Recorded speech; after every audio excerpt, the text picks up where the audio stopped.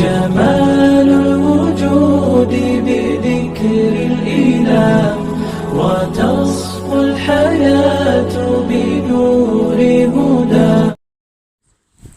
أعوذ بالله من الشيطان الرجيم.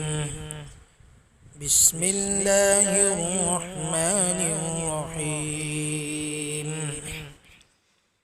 يا أيها الناس اذكروا نعمة الله عليكم، هل من خالق غير الله يرزقكم من السماء والأرض؟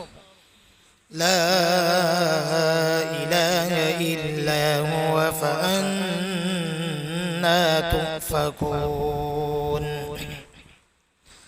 وإن يكذبوك فقد كذبت رسل من قبلك وإلى الله ترجع الأمور.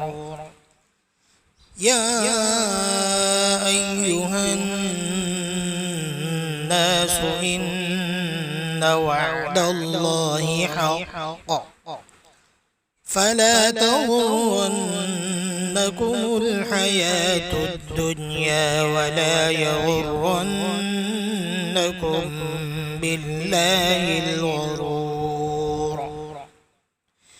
إن الشيطان لكم عدو فاتخذوه عدوا، إنما يدعو حزبه ليكونوا من أصحاب السعير. الذين كفروا لهم عذاب شديد، والذين آمنوا وعملوا الصالحات لهم مغفرة وأجر كبير. أفمن زين له سوء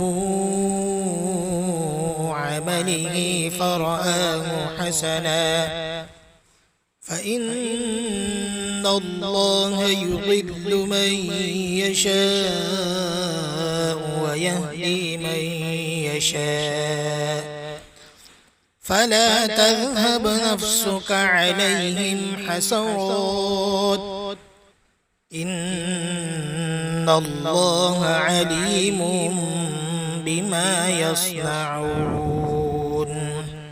صدق الله العظيم.